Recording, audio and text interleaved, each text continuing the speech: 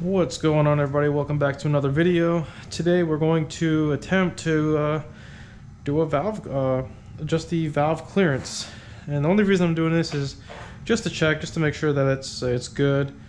You know, I know the bike is still fairly new. It's got about 882 miles, but still, you know, it's might as well check it.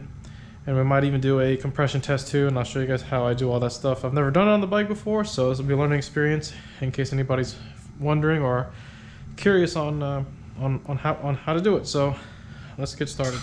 All right, so let's get started by first removing this box so that we can get to the front of the engine.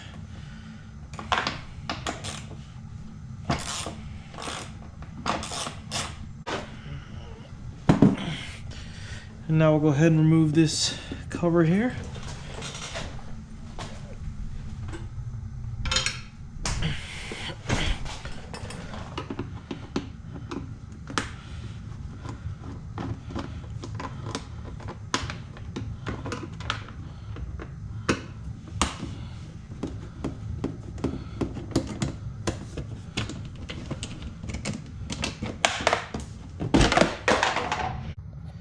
Alright, now we can see the engine cover that we need to take off. We also need to remove this bracket here that's holding on those cables, and also the engine breather that's right behind it. So let's get those covers, let's get the bracket and the engine cover off, and we'll take a look.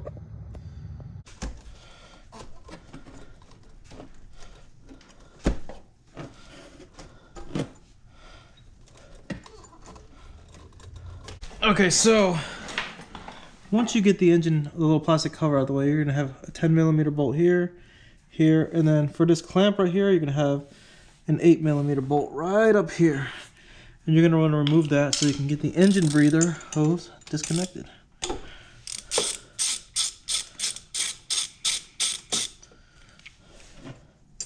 Go back to removing the two 10s. Well, actually, I gotta remove the engine breather, which is right here, by the way, the engine breather hose. So should pull right off. Now we can continue taking off this engine cover.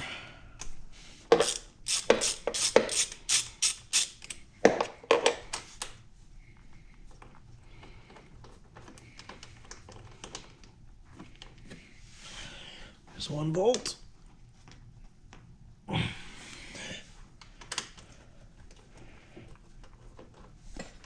And the second bolt. Alright, now we should be able to just pull this guy right off. There we go. Don't forget there is a little valve cover gasket on here, guys. Be careful taking that off. Set that aside. Okay. Alright, so let me get a light.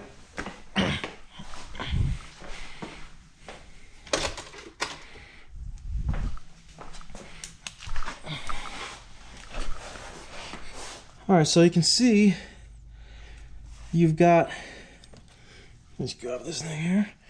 You've got your intake valve here and your exhaust valve down here at the bottom. Okay, and an easy way to tell obviously is you can see the intake up here where your carb connects to, and then your exhaust down here. So intake and exhaust. According to the manual, you want to have it 0.16 millimeters on the intake and 0.16 on the exhaust, or 0.006 inches on both the intake and exhaust. Now that we've got the engine cover off, we can see our intake and exhaust valves. The next thing we want to do is come over here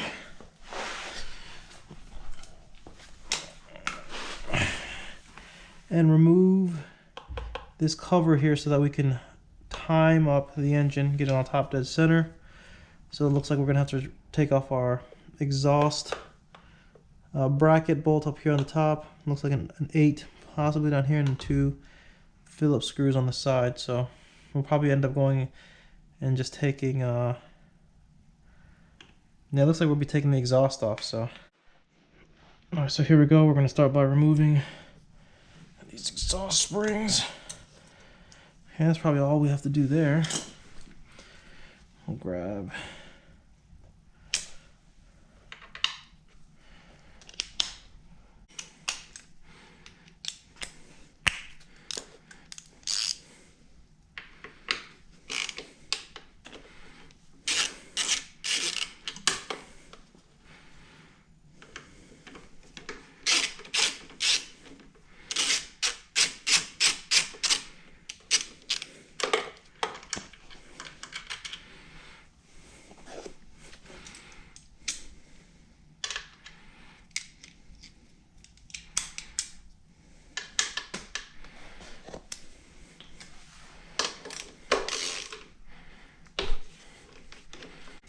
okay, and then we can just slide the top part of our exhaust right off.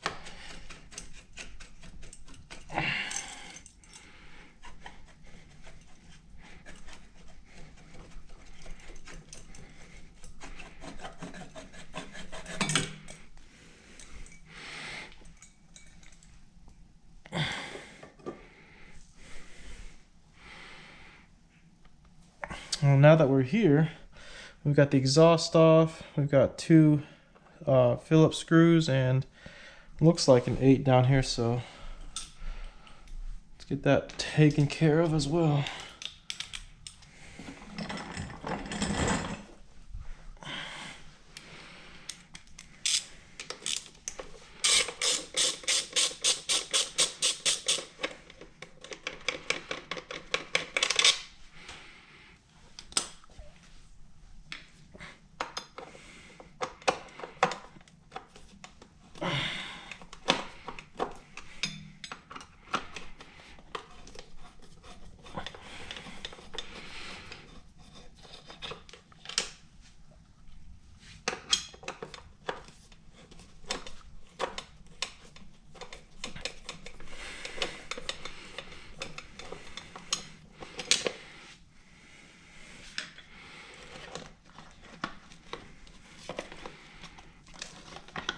All right, so once you've got the cover off, you're gonna have these two little arrow markings here, and there should be, yep, right down here.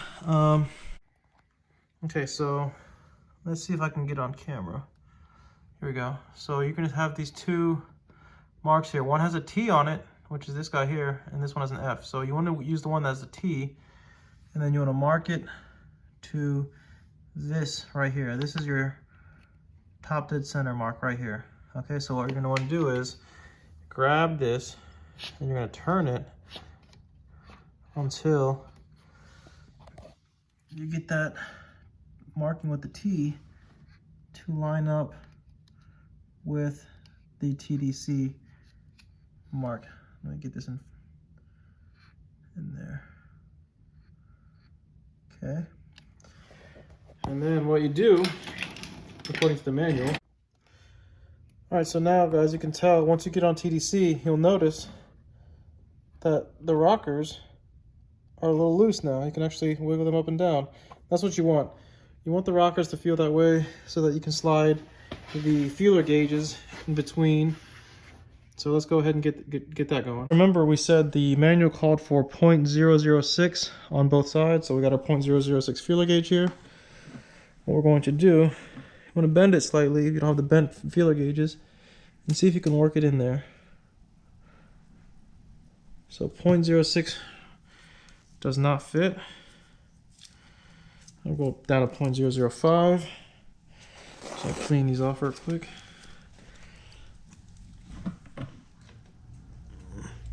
Okay, so 0.005 slides in nicely on the intake and